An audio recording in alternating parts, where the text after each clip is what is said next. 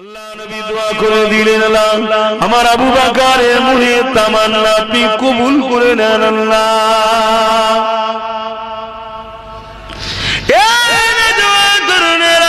নবী পাকের দোয়া তো কখনো মিস যাবে না। আল্লাহ পাক দোয়া কবুল করে নিল। কিভাবে কবুল হলো দেখো। আমার নবী একদিন আবু বকর সিদ্দিককে বলল, এ আবু বকর, একটা দিন এমন আসবে আপনি আমার সঙ্গে হিজরত করবেন, আমার হিজরতের সাথী আপনারা হবে, সবাই আপনারা জানেন। আল্লাহ নবী নূর নবী দয়ার নবী ওই হিজরতের রাতে যখন রওনা দিলেন, আবু বকরের ঘরের কাছে গিয়ে আল্লাহ নবী আস্তে করে যখন সালামটা দিলেন, নবী পাক বাইরে থেকে সালাম দেওয়া এটা নবী পাকের সুন্নাত। সঙ্গে সঙ্গে সিদ্দিক আকবর জবাব দিয়ে দরজাটা খুলে দিল। হযরত আবু বকর এই আস্তে করে রাসূল সালাম দিলেন আর জবাব দিয়ে দরজা খুলে দিল। এই অবাক কথাটা দেখে আল্লাহ নবী বললেন, আবু বকর কি ব্যাপার, তুমি কি করে জানলে আজকে রাতে আমি আসবো? ইয়া রাসূলুল্লাহ, হাবিবাল্লাহ, কুরবান হয়ে যাক আবু বকরের বাপ মা সম্পদ আমার জান আপনার কদমে। ইয়া রাসূলুল্লাহ, হাবিবাল্লাহ, হুজুর আমি প্রতিদিন রাতে জিনিসপত্র নিয়ে রেডি হয়ে এই দরজা কোণে হেলান দিয়ে দাঁড়িয়ে থাকি, না জানি দয়ার নবী রহমতের নবী হাবিবুল্লাহ নবী আমার আসবে। বারবার যদি ডাকতে হয় কিয়ামতের দিনে আল্লাহ আবু বকরকে ধরবে, এ আবু বকর আমার বন্ধু তোমার বাড়ি আসবে, তুমি জানো? হ্যাঁ, কবে আসবে নির্দিষ্ট জানতে না, কেন তুমি আমার বন্ধুকে দুবার ডাক করালে এর জবাব আবু বকরের কাছে থাকবে না। ইয়া রাসূলুল্লাহ, হাবিবাল্লাহ, আপনি বা কেন দুবার ডাকবেন? এই কষ্ট আপনাকে দেব না, এই জন্য আমি দাঁড়িয়েছিলাম। প্রেম কাকে বলে দেখে, অনেক বড় কথা রওনা দিল, আপনারা সবই জানেন। গুহার মধ্যে ঢুকেছিল, সবই জানে। আল্লাহ নবীকে বলেছিল, ইয়া রাসূলুল্লাহ, হাবিবাল্লাহ, আমি এক নজরে আপনার চেহারা মোবারককে দেখব, দেখতেই থাকবো, তাকিয়ে থাকবো, এটা বড় ভালো লাগে। তাই আবু বকরের কোলে মাথা দিয়ে আল্লাহ নবী শুয়ে পড়লেন, চোখটা বন্ধ করে রাখলেন। একেবারে কাছাকাছি দ্বিতীয় কেউ না, জান ভরে আমার আবু বকরকে আল্লাহ তার হাবিবকে দেখার সুযোগ করে দিল। আরো জোরে বলুন সুবহান।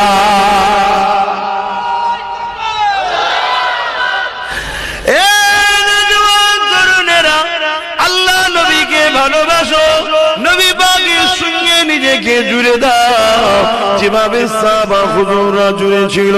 আল্লাহ নবীর সাহাবাদের মধ্যে একটা সাহাবার কথা বলি, যিনি নবী পাকের দরবারে বসেছিলেন, আরো সাহাবারা বসেছিল। এক একটা সাহাবা নবী পাকেরকে এক একটা কথা শোনায়। একজন সাহাবা উঠে বলে, ইয়া রাসূলুল্লাহ, হাবিবাল্লাহ, আমাকে সর্বসময় নামাজ পড়তে বড় ভালো লাগে। আল্লাহ নবী বড় খুশি হলেন, মুবারকবাদ দিলেন। আর এক সাহাবা বলতে লেগেছে, ইয়া রাসূলুল্লাহ, হাবিবাল্লাহ, আমাকে কোরআন তেলাওয়াত করতে বড় ভালো লাগে। আল্লাহ নবী খুশি হলেন, মুবারকবাদ দিলেন। আর এক সাহাবা উঠে বলতে লাগলো, ইয়া রাসূলুল্লাহ, হাবিবাল্লাহ, আমাকে আল্লাহ কাবাটা তওয়াফ করতে বড় ভালো লাগে। আল্লাহ নবী বড় খুশি হলেন, মুবারকবাদ দিলেন।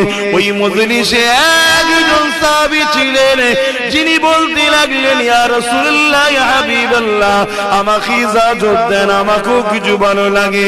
আল্লাহ নবী বলো বাবা, তোমাকে কি ভালো লাগে? ওই সাহাবী বলতে লাগলেন, ইয়া রাসূলুল্লাহ, ইয়া হাবিবাল্লাহ, আমাকে ভালো লাগে আপনার নূর মুখের দিকে তাকিয়ে তাকিয়ে বসে থাকবো।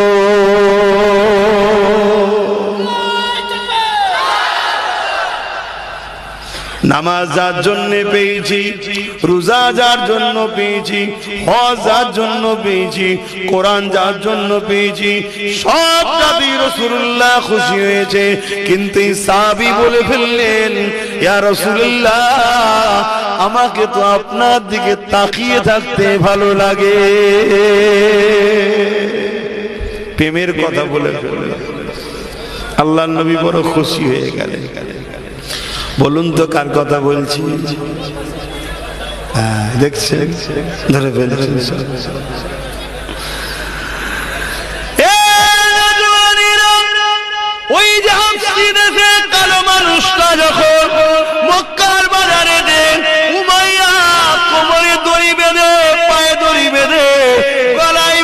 করিয়ে নিয়ে এসে যখন মক্কার বাজারেতে মারতে ছিল, এ উমাইয়া কেন মারো গো? এই মানুষটা কি অপরাধ করেছে? এই মানুষ কি চুরি করেছে? না করেনি, তাহলে কেন মারো? এই মানুষটা কি মানুষের হক মেরে নিয়েছে? না মারেনি, তাহলে কেন মারো? এই মানুষটা কি মিথ্যা কথা বলেছে? না বলেনি, তাহলে কেন মারো? এই মানুষটা কোন নারীর সঙ্গে ইফতিজিং খারাপ ব্যবহার করেছে? না করেনি, তাহলে কেন মারো? উমাইয়া বলে, এই বেলালকে আমি খরিদ করেছি, এই বেলাল আমার দল ছেড়ে দিয়ে মুহাম্মাদের দিকে চলে গেছে, এই জন্য মারতে লেগেছে। আরে আমার নবী পাকের সাহাবী হযরত আবু বকর সিদ্দিক 30 দিরহাম বা 40 দিরহাম টাকা নিয়ে মক্কার বাজারে যায়, কিছু মাল কিনে ব্যবসার জন্য নিয়ে আসবে। হঠাৎ করেই বিশাল ভিড়টা দেখে আবু বকর সিদ্দিক দাঁড়িয়ে বলল, কি হতে লেগেছে? ভিড় ঠেলে আগিয়ে দেখে ওই কালো হাবশি দেশের মানুষটাকে লোহার গরম রডকে ছেঁকা দিচ্ছে মুখে, আর বলতে লেগেছে, মুহাম্মদকে ডাকা বন্ধ কর, আল্লাহকে ডাকা বন্ধ কর। এ আমার যুবক, এ আমার আব্বা, এ আমার আম্মা বোনেরা, এই দিন এত সহজে আমরা পাইনি গো। অনেক কুরবানি দিতে হয়েছে, অনেক কষ্ট করার পরে পৃথিবীর জমিনে এই দিন এসেছে গো। কত ঘরের সন্তানরা এতিম হয়েছে, কত নারীরা বিধবা হয়েছে, কত মারা সন্তান হারা হয়েছে। তারপরে পৃথিবীর জমিনে গরিব তার অধিকার পেয়েছে, এতিম তার মর্যাদা পেয়েছে, বিধবা তার সম্মান পেয়েছে। এটা আমার নবী পাকের ও সাহাবাদের অবদান।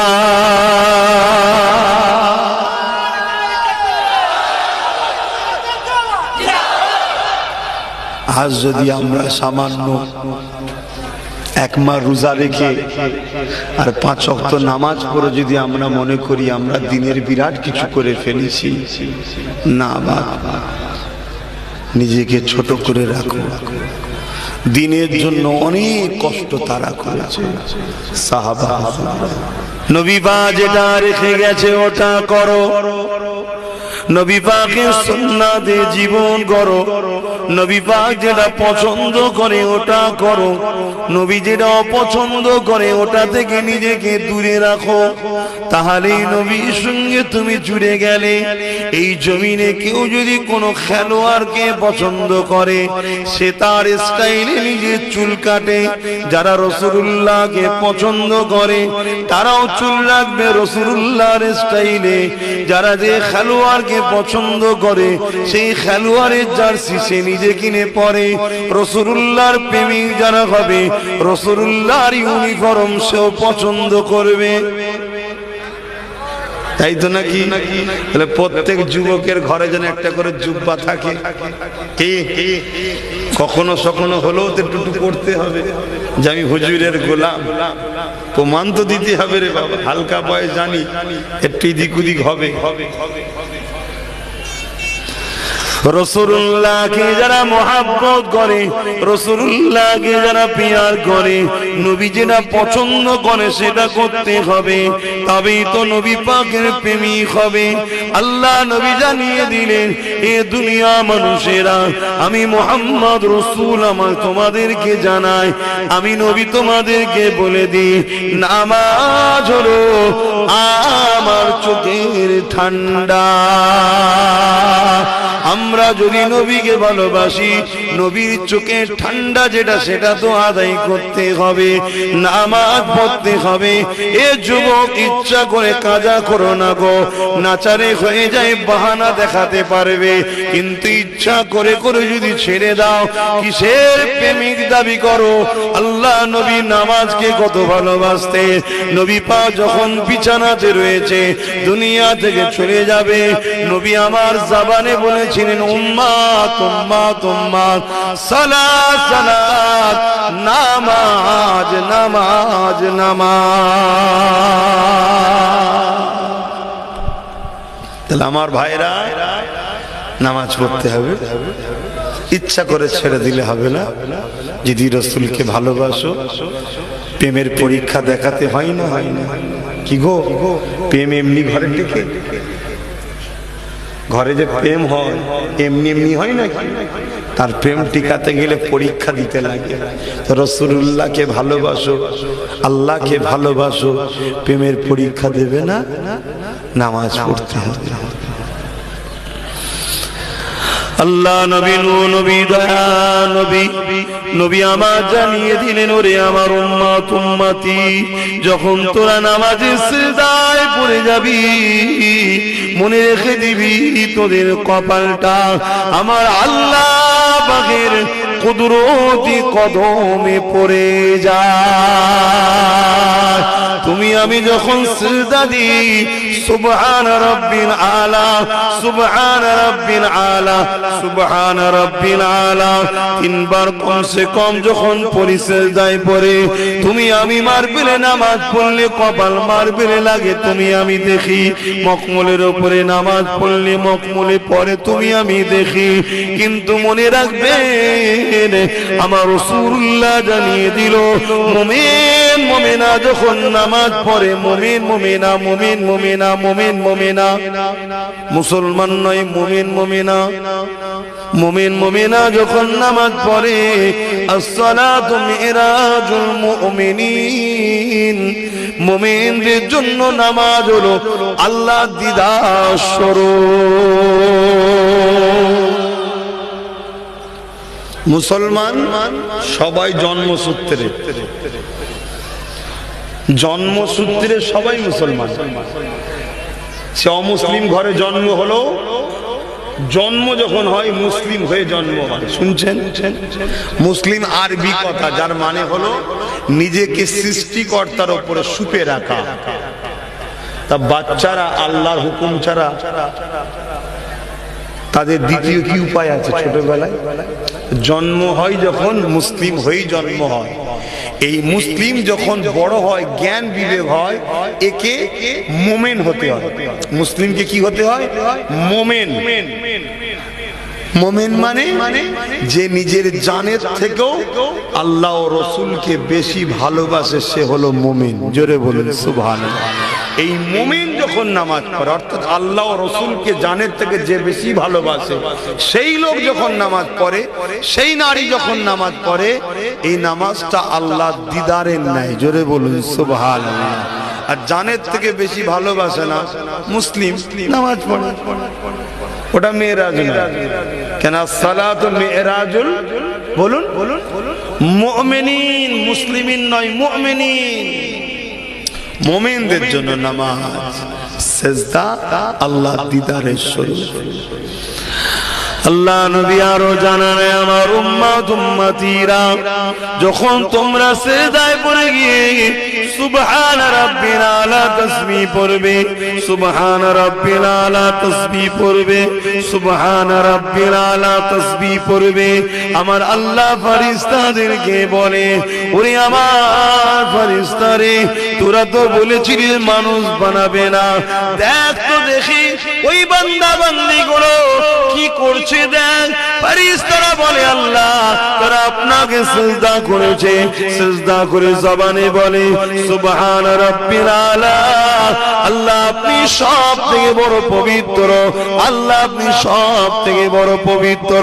ওরে আমার ফেরেশতারে, গুনার পাহাড় নিয়ে আমার পবিত্রতার বর্ণনা করছে সিজদায় পড়ে গিয়ে, আমি আল্লাহ ওদেরকে কি করে অপবিত্র রাখতে পারি, যে আমি আল্লাহ ওদের গুনাহ মাফ করে ওদেরকে পবিত্র বানিয়ে দিলাম।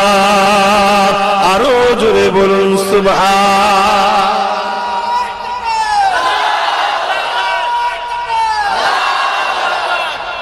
মাইকের আওয়াজে সবাই বুঝতে পারছেন? সিজদা আমাদেরকে দিতে হবে। আর যে মাথা আল্লাহর কাছে নত হবে, ওই মাথাকে আল্লাহ অন্য কারো কাছে নত করতে দেবে না। শুনছেন তো? যত বড় পাওয়ারফুল হোক, নত করতে পারবে না।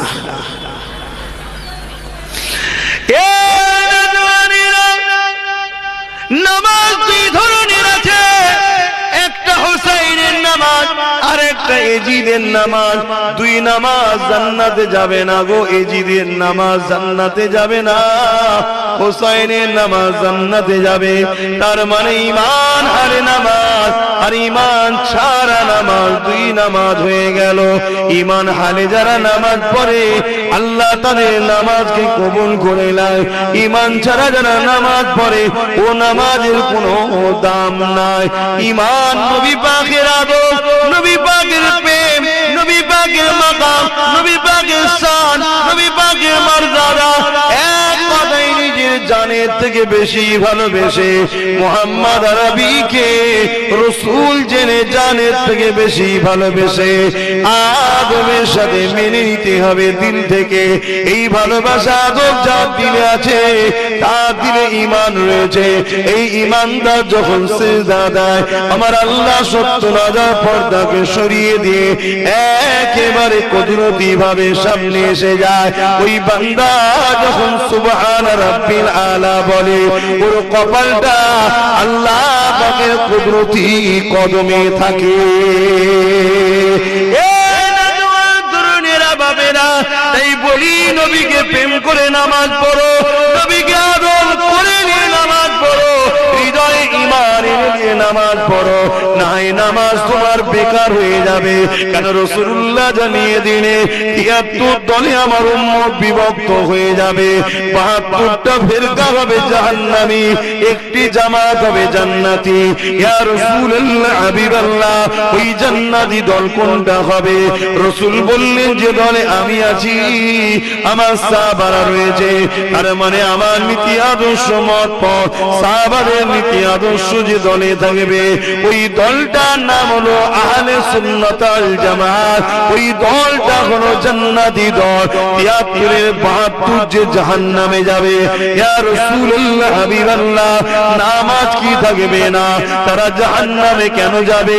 হুজুর বললেন নামাজ থাকবে তাও জাহান্নামে যাবে। রোজা কি থাকবে না? হুজুর বললেন রোজা থাকবে তাও জাহান্নামে যাবে। হজ কি থাকবে না? হুজুর বললেন হজও থাকবে তাও জাহান্নামে যাবে। ইয়া রাসূলুল্লাহ হাবিবাল্লাহ জানতে কি পারি জাহান্নামে যাবার কারণটা কি? আল্লাহ নবী বললেন ৭২ যে দল জাহান্নামে যাবে, ৭৩ যে একটা দল জান্নাতে যাবে। এই দলে যা থাকবে ৭২ দল তাই থাকবে। শুধু এই জান্নাতি দলের সঙ্গে ৭২ দলের একটা জিনিস থাকবে না। কি থাকবে না ইয়া রাসূলুল্লাহ? আল্লাহ নবী জানালেন তাদের হৃদয়ে অন্তরেতে আমি নবী পাক আমার হাইয়া থাকবে না, আমার আদব থাকবে না, আমার ভক্তি থাকবে না, আমার ভালোবাসা থাকবে না, আমার প্রেম থাকবে না। এই জন্য সব টাকার পরও আল্লাহ তাদেরকে জাহান্নামে দেবে। কেন আমার আল্লাহ সব কিছু তৈরি করেছে আমিনা আল্লাহর বন্ধুর জন্য বানিয়েছে।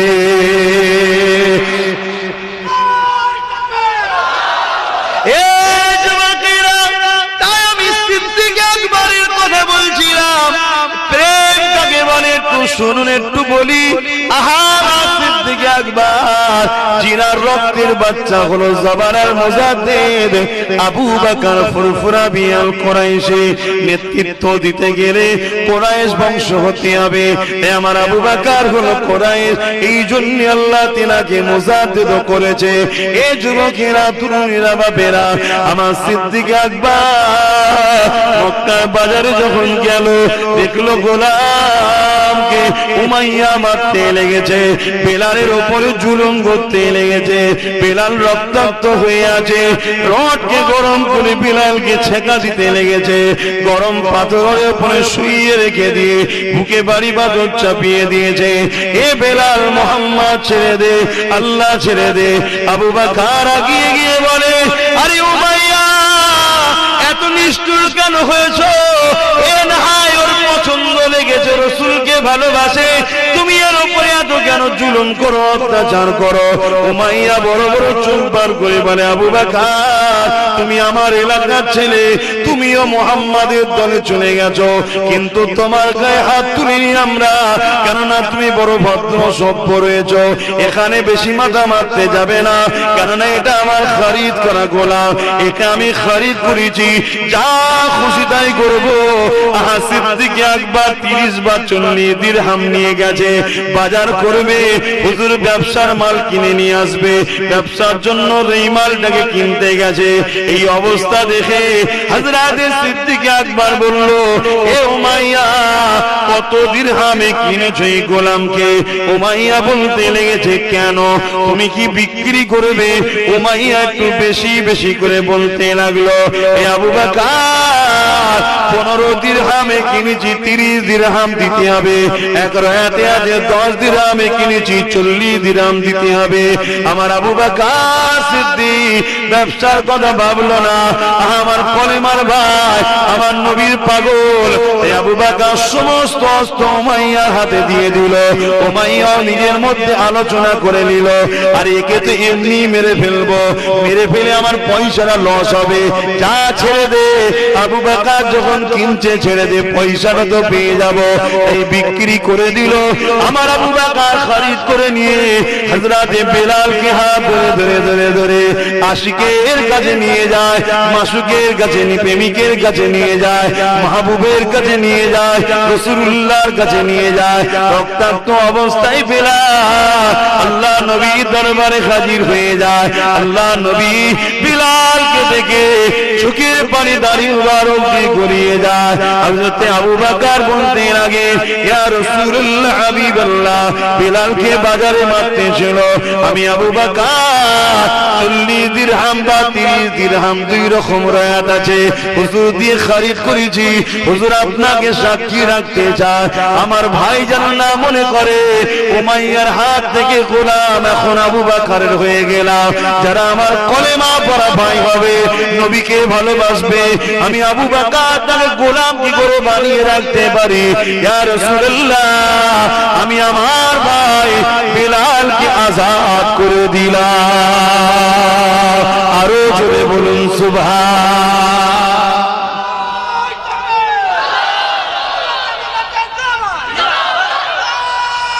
আল্লাহু আকবার। 40 বা 30 দিরহাম মানে আজকে কত জানেন? আজকের বাজারে কত জানেন? তখন সোনার টাকা ছিল, বুঝতে পারছেন? আজকের বাজারে কয়েক লক্ষ লক্ষ টাকা, কথা বুঝতে পারছেন?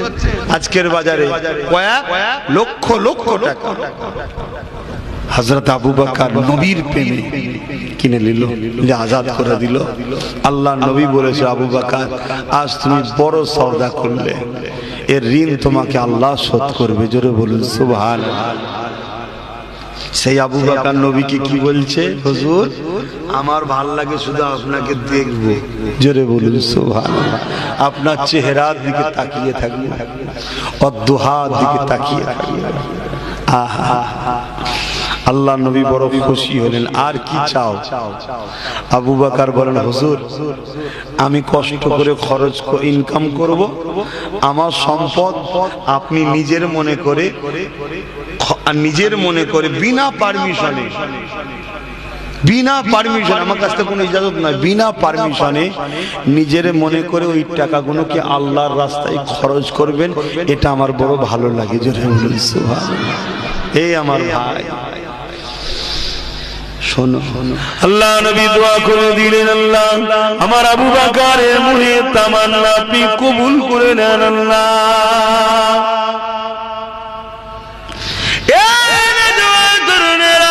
নবী পাকের দোয়া তো কখনো মিস যাবে না। আল্লাহ দোয়া কবুল করে নিল। কিভাবে কবুল হলো দেখুন। আমার নবী একদিন আবু বকর সিদ্দিককে বলল, এ আবু বকর, একটা দিন এমন আসবে আপনি আমার সঙ্গে হিজরত করবেন, আমার হিজরতের সাথী আপনারা হবেন, সবাই আপনারা জানেন। আল্লাহ নবী, নূর নবী, দয়ার নবী ওই হিজরতের রাতে যখন রওনা দিলেন, আবু বকরের ঘরের কাছে গিয়ে আল্লাহ নবী আস্তে করে যখন সালামটা দিলেন, নবী পাক বাইরে থেকে সালাম দেওয়া এটা নবী পাকের সুন্নাত। সঙ্গে সঙ্গে সিদ্দিক আকবর জবাব দিয়ে দরজাটা খুলে দিল। হযরতে আবু বকর এই আস্তে করে রাসূল সালাম দিলেন আর জবাব দিয়ে দরজা খুলে দিল।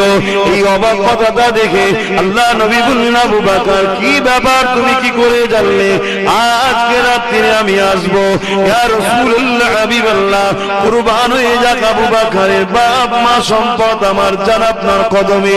ইয়া রাসূলুল্লাহ, হাবিবাল্লাহ, হুজুর আমি প্রতিদিন রাত্রে জিনিসপত্র নিয়ে রেডি হয়ে এই দরজা কোণে হেলান দিয়ে দাঁড়িয়ে থাকি, না জানি দয়ার নবী, রহমতের নবী, হাবিবুল্লাহ নবী আমার আসবে। বারবার যদি ডাকতে হয় কিয়ামতের দিনে আল্লাহ আবু বকরকে ধরবে, এ আবু বকর আমার বন্ধু তোমার বাড়ি আসবে, তুমি জানো?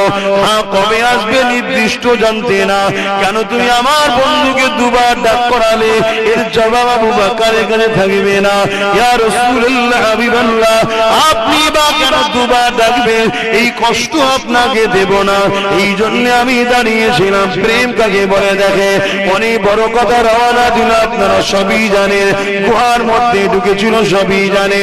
আল্লাহ নবীকে বলেছিল, ইয়া রাসূলুল্লাহ, হাবিবাল্লাহ, আমি এক নজরে আপনার চেহারা মোবারককে দেখবো, দেখতেই থাকবো, তাকিয়ে থাকবো, এটা বড় ভালো লাগে। আবু বকরের কোলে মাথা দিয়ে আল্লাহ নবী শুয়ে পড়লেন, চোখটা বন্ধ করে রাখলেন। একেবারে কাছাকাছি দ্বিতীয় কেউ না, জান ভরে আমার আবু বকরকে আল্লাহ তার হাবিবকে দেখার সুযোগ করে দিল। আরো জোরে বলুন সুবহান। আর কি বলেছিল? আমি ইনকাম করে নিয়ে আসবো কষ্ট করে, আপনি আল্লাহর রাহে নিজে হাতে খরচ করবেন, কোনো পারমিশন যেন নিতে না হয়, এটা আমার মনে আশা। আর আল্লাহ নবী বারবার বলতেন, বাবা ইসলামের জন্য দাও, দ্বীনের জন্য দাও। হযরত আবু বকর সিদ্দিক ঘরে যে কাঁদতেন, ঘরে গিয়ে কাঁদতেন যে আল্লাহ এমন কোন আয়াত আপনি নাজিল করেন যে আয়াতে এরকম থাকবে, নবীর অনুচরেরা তোমাদের সম্পদগুলো নবীর যেমন করে খুশি খরচ করবে। হাকিকাতে কিন্তু আমাদের সম্পদ সব নবীর, এটা মানেন তো নাকি? কথা বলছেন আপনারা? আমাদের চাকরিটা সবটাই নবীর, এটা মানেন তো নাকি? ঘরটাও নবীর, আমাদের পকেটের টাকা জমি জায়গা যা আছে সব কার? সব রাসূলের, মানেন তো নাকি? হ্যাঁ, যদি করতে পারেন নবীর জিনিসের হিফাজত আল্লাহ করবে। আর যদি মুখে বলেন, দিল বলে আমি কষ্ট করে ইনকাম করেছি, কি করে হয় বলো তো, তাহলে ওর হিফাজত আল্লাহ করবে। শুনছেন তো নাকি? জানটা যদি নবীর হয়, অর্থাৎ নবীকে কুরবান করেছে, রাসূলুল্লাহর জান দিয়েছি, এ জানের হিফাজত আল্লাহ করে দেবে, চিন্তার কোনো কারণ নেই। আর যদি মনে হয় যে না, আমার শরীর, আমার হাত, আমার জান, আমি যা খুশি করব, হাজার শিয়ালে ছিঁড়ে ফিরেই খাবে। কিছু বুঝতে পারলেন না? পারেন না। কিন্তু সিদ্দিক আকবর চাইছে একটা প্রকাশ্য আয়াত এলে, তাহলে রাসূলুল্লাহ যে বারবার বলে আবু বকর সিদ্দিককে এটা বড় কষ্ট দেয়, তাই রোজ কাঁদে আর দোয়া করে। শরীফ আল্লাহুম্মা সাল্লি আলা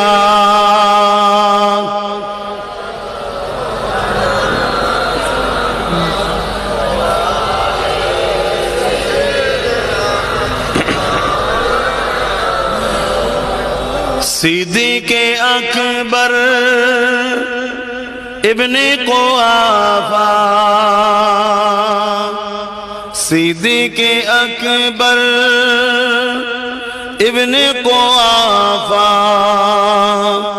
রাসূলের বিকল ছায়া ছবি, দিনের তারে খিয়ার মন উজার করে দিল যা কিছু সবই, উজার করে দিল যা কিছু সবই।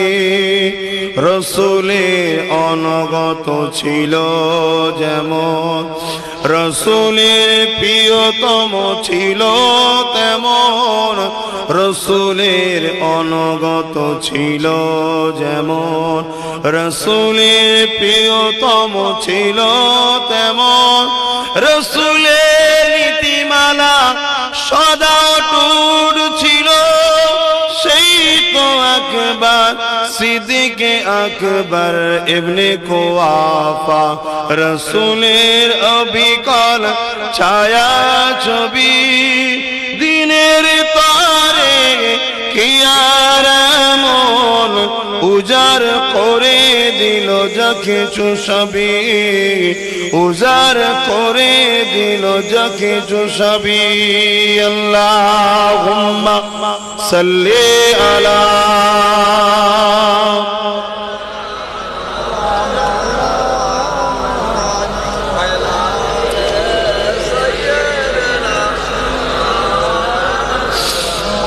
আমার আব্বা জানেরা, আমার ভাইয়েরা আর মা বোনগুলো তো দূরে আছে, একটু প্রেমের কথা বলছি, অসুবিধা হচ্ছে না তো?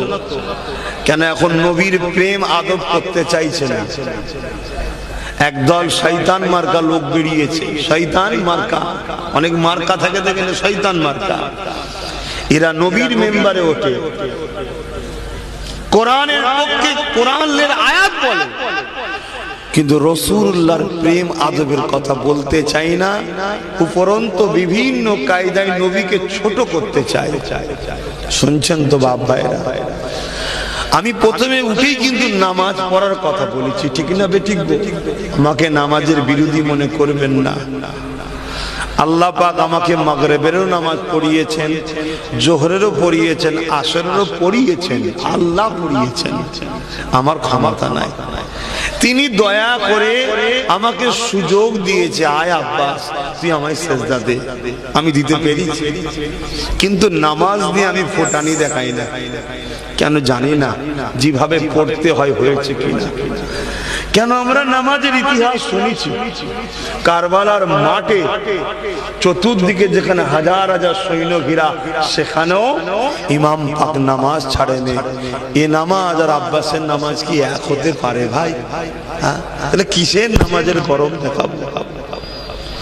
আল্লাহ নবী দুজন সাহাবাকে বললেন, একজন আনসার অপরজন মুহাজিরিন, যাও বাবা বর্ডারের ধারে গিয়ে পাহারা দাও, কেননা রাত্রিরে কোনো দস্যু দুশমন না ঢুকে পড়ে, যেমন আমাদের দেশের বর্ডার কোনো বিএসএফ রয়েছে পাহারা দিবার জন্য। এসব নবী শিখিয়েছে, আগে ছিল না, সব জানতেই না, আমার রাসূল শিখিয়েছে। বলুন মারহাবা।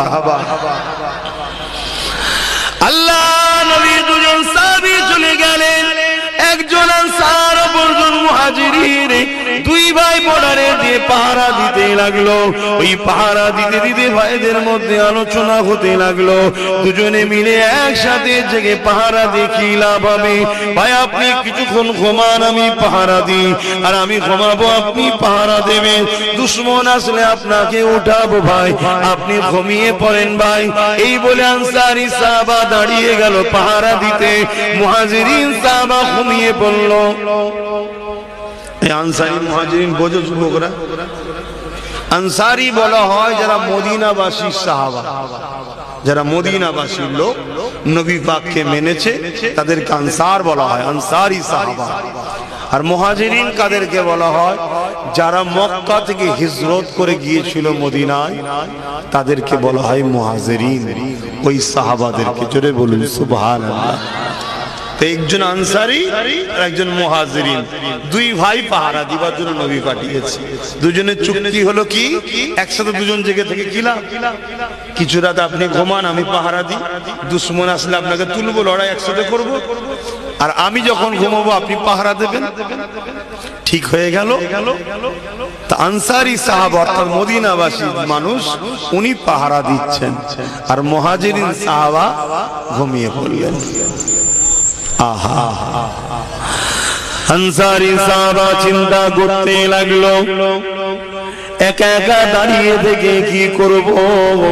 আল্লাহ পাকের নামাজে দাঁড়িয়ে যায়।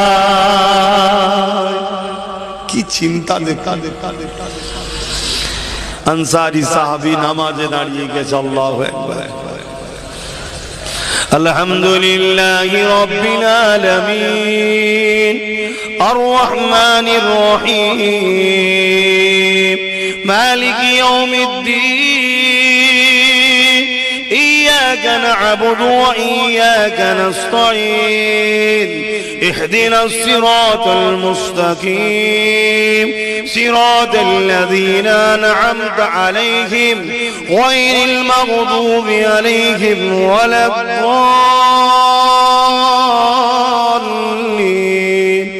بسم الله الرحمن الرحيم الرحمن علم القرآن خلق الإنسان علمه البيان الشمس والقمر بحسبان والنجم والشجر يسجدان والسماء ووضع الميزان এইভাবে তিলাওয়াত করি যাচ্ছে, এত মজা লাগছে। সাহাবী নামাজে দাঁড়িয়ে দাঁড়িয়ে তেলাওয়াত করে যাচ্ছে, এদিকে দুশমন হাজির হয়ে গেছে, দূর থেকে ফলো করতে লেগেছে। ওটা যেন কি দাঁড়িয়ে আছে, একজন বলতে লেগেছে কোনো গাছ কাটা হবে, অল্প গুড়িটা রয়েছে, কেননা আমরা নামাজে দাঁড়িয়ে বড় ইদিক উদিক করে ফেলি। আর হযরতে আলী যখন নামাজে দাঁড়াতো, মক্কা মদিনার পাখিগুলো কাঠের গুড়ি মনে করে গায়ে মাথায় এসে বসতো, এক চুল পরিমাণ বুঝতে পারত না। হুজুর পুরো সোজা দাঁড়িয়ে থাকতো। জোরে বলুন সুবহান। কেন আমরা নামাজে দাঁড়ালে বাপ ভাই, আপনাদের হয় কি জানি না, আমি অপদার্থ গুনাহগারটার হয়, দুনিয়ার কথা মনে পড়ে। আর এই হযরতে আলী বা সাহাবারা যখন নামাজে দাঁড়াতো, আল্লাহর ভয়ে থরথর করে কাঁপতো। কেন? হৃদয় তাদের কাঁপতো আল্লাহর ভয়। কেন? নবী বলেছে আল্লাহ তোমাদেরকে দেখছে, তোমার একেবারে কাছে সামনে চলে আসে। জোরে বলুন সুবহানাল্লাহ। কোন পর্দা থাকে না, ৭০,০০০ পর্দা থেকে ছড়িয়ে দিয়ে আল্লাহ একেবারে কুদরতি ভাবে সামনে হাজির হয়। জোরে বলুন সুবহানাল্লাহ। কুদরতি ভাবে। আল্লাহর আশা কি? আল্লাহর আশা কি বলবেন তো?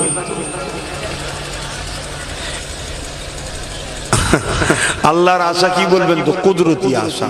আল্লাহ দেখা, কুদরতি দেখা। আল্লাহর হাত, কুদরতি হাত। আল্লাহর পা, কুদরতি পা। কথা মাথায় থাকবে। খবরদার আমাদের মতো যেন তুলনা করে ফেলবেন না, ঈমান চলে যাবে। কেন কোন জিনিসের সঙ্গে ওয়ালাম ইয়াকুল্লাহু কুফুয়ান আহাদ, যিনি এক অদ্বিতীয়, কারো সমকক্ষ নয়, কোন জিনিসের সঙ্গে তুলনাও নয়। জোরে বলুন সুবহানাল্লাহ।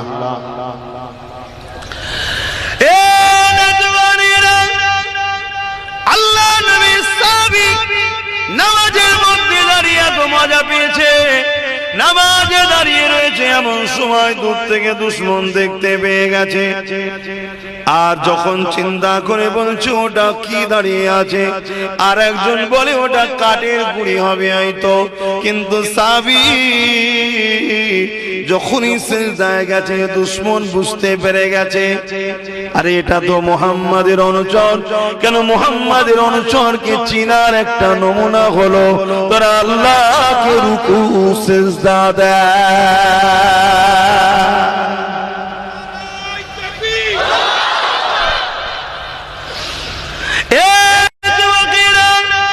আল্লাহ নবী সাহাবী যে সিজদা দিয়ে উঠেছে আর তীর নিশানা করে ছেড়েছে, আর সিনাতে এসে লেগে যায়। কিন্তু মজা এত লাগে, আল্লাহর কোরআন দাঁড়িয়ে দাঁড়িয়ে তেলাওয়াত করতে। কেননা মুসা নবী যখন বলেছিল আল্লাহ আপনি কারোর সঙ্গে কথা বলবেন নাকি, আমার আল্লাহ বলেছিলেন মুসা আমার হাবিবের উম্মাহ যখন নামাজে কোরআন তেলাওয়াত করবে তখন ওরা আমি আল্লাহ আমার সঙ্গে কথা বলবে। আরো জোরে বলেন না।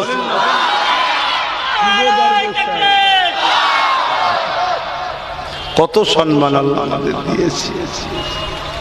দরুদ শরীফ আল্লাহুম্মা সাল্লি আলা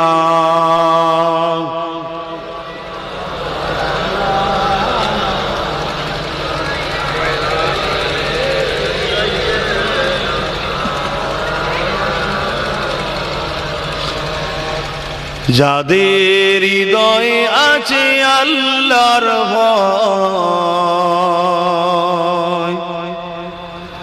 তারা কখনো ভুলে যায় না।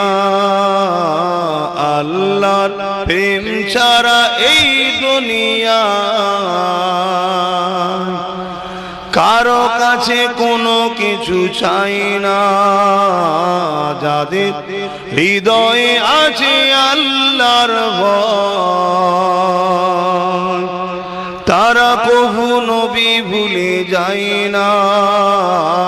আল্লাহর প্রেম ছাড়া এই দুনিয়া কারো কাছে কোনো কিছু চাই না।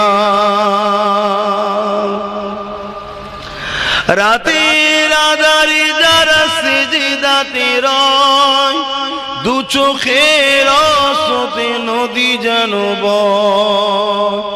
রাতের আঁধারে যারা সিজদাতে রয়, দু চোখের আঁসুতে নদী যেন বয়।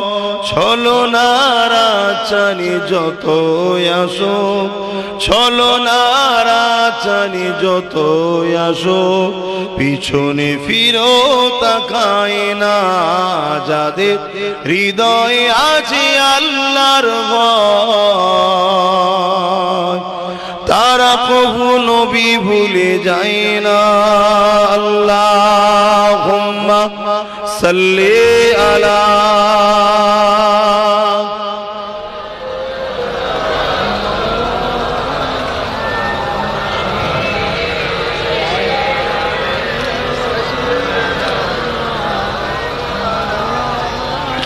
মুসলমান ঘরের ছেলে মেয়েরা, তরুণেরা, বাপেরা, এ নওজওয়ানেরা মন দিয়ে শোনেন।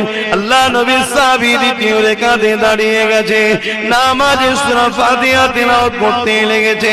ঠিক এমনই সময় তীরটা এসে সিনাতে লেগে যায়। সাহাবী বুঝতে পেরে যায় যে আমার উপরে দুশমনের হামলা শুরু হয়ে গেছে।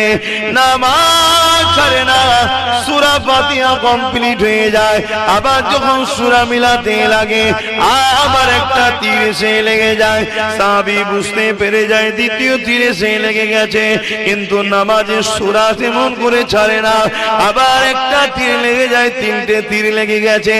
এমন করে সাহাবী হঠাৎ করে সূরাটাকে ছোট করে দিয়ে আয়াতে এসে রুকু সিজদা দিয়ে সালাম ফিরিয়ে সাহাবী মুহাজিরিন ভাইকে উঠাতে লেগেছে। ভাই ওঠেন ভাই, দুশমনের হামলা শুরু হয়ে গেছে।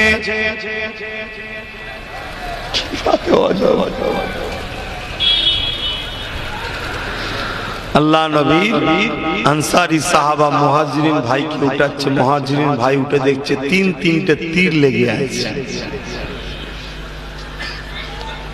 বলছে ভাই ভাই আপনি একা লড়াই করছেন কেন, আমাকে না তুলে? বলছে ভাই আগে দুশমনদের মোকাবেলাটা করি। আমার নবীর দুটো সাহাবী হতে পারে, কিন্তু ইমানদার তো ইমানদার সংখ্যা দেখলে হয় না। ইমানদার সংখ্যায় কম থাকে তো কি হয়েছে? মোতার যুদ্ধে 3000 ছিল, ওদিকে 2 লক্ষ ছিল। 2 লক্ষকে জবানা জব্দ করে দিয়েছে 3000। বলুন সুবহানাল্লাহ, আরো জোরে বলুন সুবহান। আর এখন আমরা কি বলি যে আমাদের কি হবে, আমরা কি পারবো? বলে না বলে না, এটা ইমানের দুর্বল আর মুনাফিকদের চক্রান্ত। বুকা কুতাকারে হকের পক্ষে বিসমিল্লাহ বলে নেবে পড়ো। ফাইসাল্লাহ তোমার হাতে আছে না অন্য কারো হাতে আছে না আল্লাহর হাতে আছে? তুমি কেন টেনশন করছো? 2 জন ছিল মাত্র। হুজুররা লড়াই শুরু করলেন, জালিম ওদিক দিয়ে পালানো শুরু করলো, পালিয়ে গেল। এবারে কথা হচ্ছে যে ভাই আপনি আমায় তুললেন না কেন? ভাই আমি লড়াই করিনি, আমি নামাজে দাঁড়িয়ে গিয়েছিলাম। তা তীর যখন প্রথম লেগেছে তো তখন নামাজ জান বাঁচানো ফরজ, নামাজ পড়া ফরজ, জান বাঁচানো ফরজ, কিন্তু নামাজটা ছিল নফল নামাজ। কথা বুঝে আসছে? ছেড়ে দিতে পারো। এবং ফরজ নামাজও যদি আপনি দাঁড়ান আর এমন সময় দেখছেন একটা সাপ আপনার দিকে তেড়ে আসছে, আপনি যদি নামাজটা ছেড়ে দেন ইসলামের নিষেধ নাই, কেন জান বাঁচানো ফরজ। কিন্তু যদি আপনার সেই ঈমান থাকে, অনেকে করেছে, সেই ঈমান বাপ আমাদের তো নাই, যে আল্লাহ আমি তোমার নামাজের হিফাজত করছি, তুমি আমার জানের হিফাজত করো। আল্লাহ পরীক্ষা নিবার জন্য অনেককে দেখেছে সাপ সরে গেছে, নামাজ ছাড়েনি। জোরে বলুন সুবহানাল্লাহ। তো যাই হোক, সেই যেন আপনারা করতে যাবেন না, আপনারা যেন ওই পাল্লাই পড়ে যাবেন যে হুজুর বলেছে আল্লাহ তুমি দেখো আমি আছি, না, কেন আমাদের সেই ঈমান নাই। তো যাই হোক, সাহাবী বললেন যে আমি নামাজে এত মজা পেয়েছিলাম আমি ছাড়তে পারিনি। দ্বিতীয়টি কিন্তু হঠাৎ করে মনে পড়ে গেল, আহা দয়ান নবী আমাদেরকে পাহাড়ায় পাঠিয়েছে, যদি আমি শহীদ হয়ে যাই কোনো পওড়া নাই, আপনাকে এসে মেরে দেবে কোনো পওড়া নাই, কিন্তু জালিমরা যদি চুপি চুপি গিয়ে আমার রাসূলুল্লাহর ক্ষতি করে দেয়, তাই আমি নামাজকে ছোট করেছি। জোরে বলুন সুবহানাল্লাহ। নাই নামাজে এত মজা লেগেছিল যে তীর যদি আমাকে ছাঁচেরাও করে ফেলতো আমি নামাজ ছাড়তাম না, আমি ছেড়েছি আমার রাসূলুল্লাহর জন্য। জোরে বলুন সুবহানাল্লাহ। আহা কি নিয়ামত করেছে আমার নবীকে আল্লাহ জানেন। শুনলে অবাক হয়ে যাবে, শুনলে অবাক হয়ে যাবে। কেবলা থেকে যদি মুখ ঘুরে যায়, কেবলা থেকে যদি মুখ ঘুরে যায়, ওই নামাজ থেকে আপনি তরক হয়ে গেলেন, বাদ হয়ে গেল, আপনাকে নামাজ নতুন করে ধরতে হবে। শুনছেন তো নাকি? কেন আপনার কেবলা থেকে মুখ ঘুরে গেছে। একদিন আমার নবী অসুস্থ ছিলেন, হযরত আবু বকর সিদ্দিকের ইমামতিতে নামাজ হচ্ছে। আল্লাহ নবী একটু সুস্থ হয়েছেন কয়েকদিন পর। আল্লাহ নবী পাক আহলিয়া আমাদের আম্মা জান আয়েশা সিদ্দিকা আম্মাকে বললেন পর্দাটা একটু সরাও, আমি দেখি। তা আম্মা পর্দার আড়াল থেকে পর্দাকে সরিয়ে দিলেন। কাপড় সরালে আওয়াজ হয় ভাই, পর্দা আওয়াজ হবে কি? হয়নি। সাহাবারা ধরুন ওই দিকে মুখ করে নামাজ পড়ছিল, রাসূলুল্লাহ এই দিক থেকে পিছন থেকে পর্দা সরিয়েছে। সমস্ত সাহাবারা পর্দা সরাতে দেরি, সমস্ত সাহাবারা কিবলা থেকে মুখ ঘুরিয়ে আমার নবীর দিকে চেয়েছে। জোরে বলুন সুবহানাল্লাহ। আল্লাহ নবী মুচকে হাসলেন। নবীর হাসিটাকে সাহাবারা বলছেন যেন মনে হলো কোরআন শরীফ খুললো। জোরে বলুন সুবহানাল্লাহ। কোরআন শরীফ খুলি না আমরা, যেন মনে হলো আল্লাহর কোরআন খুলে গেল। জোরে বলুন সুবহানাল্লাহ।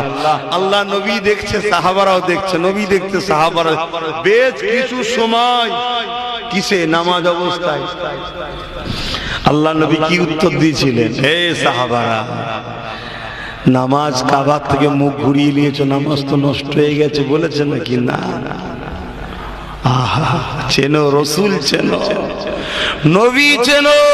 হে কাবা, পৃথিবীর সবাই তো তোমার পাগল, তুমি আল্লাহর ঘর, তোমরা আমার কাবা, এর কাবা, তার কাবা, সিদ্দিক আকবরের কাবা, ফারুক আজমের কাবা, উসমান গনির কাবা, মাওলা আলীর কাবা, গাউস পাকের কাবা, ফুরফুরা আবু বকরের কাবা, সমস্ত মানুষের কাবা। কাবা তোমার কাছে জানতে চাইছি, তোমার কি কোনো কাবা আছে?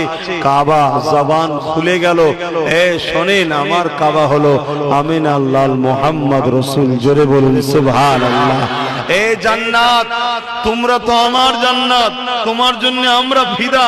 জান্নাত তোমার জন্য আমরা দিওয়ানা।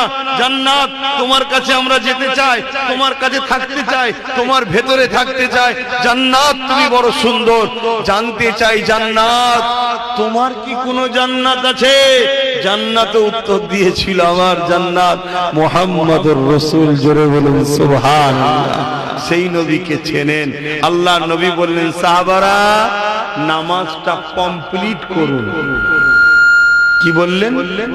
নামাজ কমপ্লিট। আরে আওয়াজ দেবেন তো, নামাজটা কমপ্লিট। ধরুন 4 রাকাত নামাজ ছিল, 2 রাকাত হয়েছে, তাহলে বাকি ক রাকাত? কমপ্লিট করুন। নামাজ তরক হয়নি। কেন? কাবার থেকে মুখ ঘুরিয়ে যেদিকে ঘুরিয়েছো ওটা হলো কাবার কাবা, তোমার নামাজ যায়নি। জোরে বলুন সুবহানাল্লাহ।